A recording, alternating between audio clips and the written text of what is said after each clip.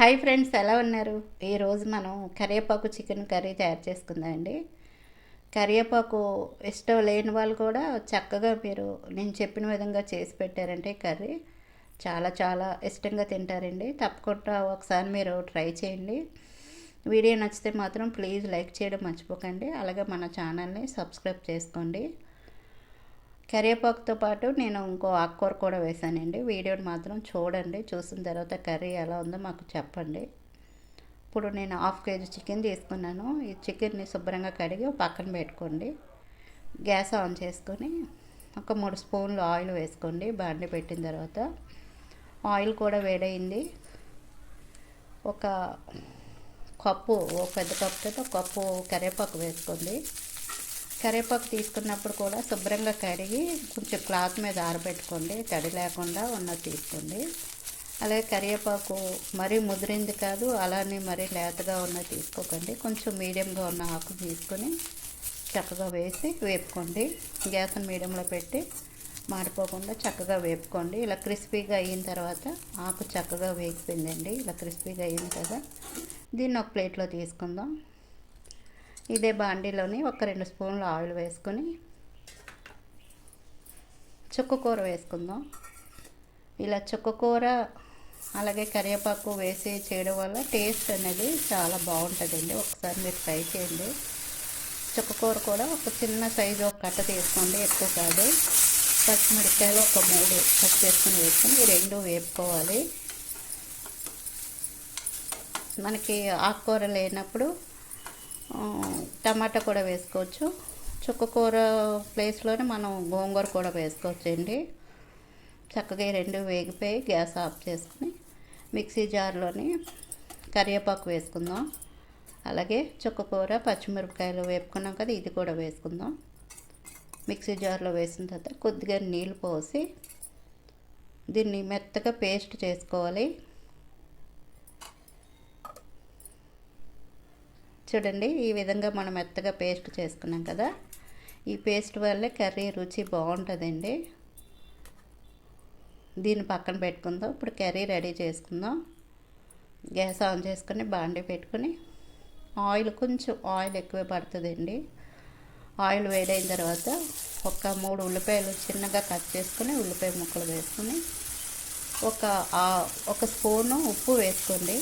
ఉప్పు వేసిన తర్వాత ఒకసారి అంతా కలుపుకొని చక్కగా ఉల్లిపాయలు ఎర్రగా అయ్యే వరకు వేపుకోండి.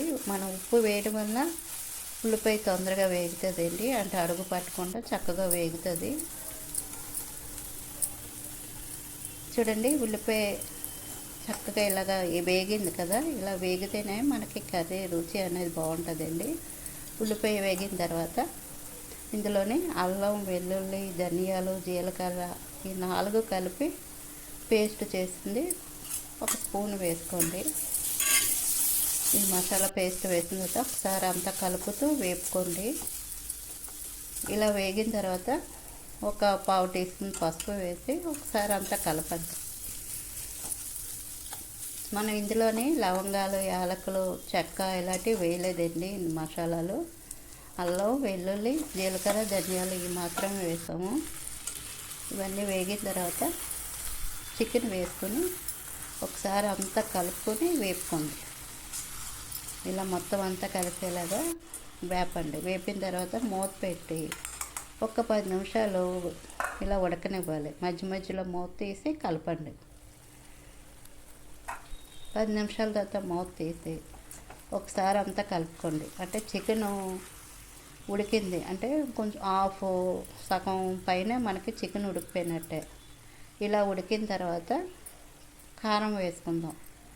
ఒక స్పూను, పెద్ద స్పూన్ తోటి ఒక స్పూన్ కారం వేసుకోండి. కారం వేసిన తర్వాత ఒకసారి మొత్తం అంతా కలిసేలాగా కలపండి. అంటే చికెన్ ఉడికిన తర్వాతే మనకి ఇలా కారం వేసుకోవాలన్నమాట. కారం వేసి ఒకసారి అంతా కలుపుకోవాలి. చాలా బాగుంటుందండి, చాలా చాలా రుచికరంగా ఉంటుంది.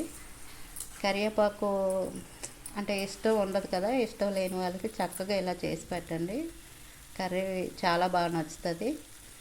కారం అంతా వేసిన తర్వాత ఒకసారి అంతా కలిపిన తర్వాత ముందుగా మనం కరివేపాకు చుక్కకూర పేస్ట్ ఇవన్నీ మనం మిక్సీలో వేసుకుని పేస్ట్ చేసుకున్నాం కదా, ఈ పేస్ట్ను వేసి నీళ్ళు పోసుకోండి. అంటే చికెన్ ముక్కలు కొంచెం ములిగే వరకు నీళ్ళు పోసుకోండి. నీళ్ళు పోసిన తర్వాత ఒకసారి కలుపుకొని గ్యాస్ మీడియంలో పెట్టి మూత పెట్టి ఉడికించండి.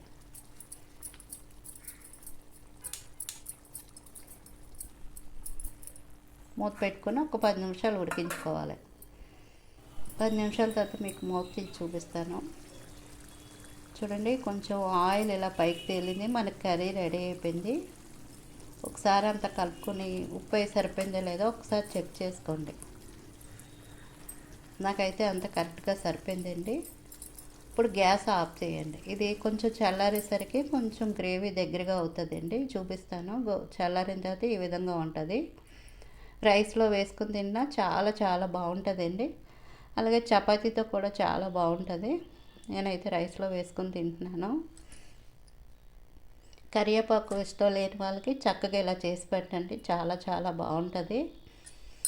మనం ఈరోజు 2 రకాల ఆకుకూరలు వేసి ఈ చికెన్ కర్రీ తయారు చేసుకున్నాం. పిల్లలకి ఇలాగా మీరు వేసి పెట్టండి, చాలా ఇష్టంగా తింటారు. అందులోని చికెన్లో వేసుకుంటున్నాం కాబట్టి ఇంకా రుచిగా ఉంటుందండి. తప్పకుండా ఒకసారి ట్రై చేసి ఎలా ఉందో మా కామెంట్లో తెలపండి. వీడియో నచ్చితే మాత్రం ప్లీజ్ లైక్ చేయడం మర్చిపోకండి. అలాగే మన ఛానల్ని సబ్స్క్రైబ్ చేయండి.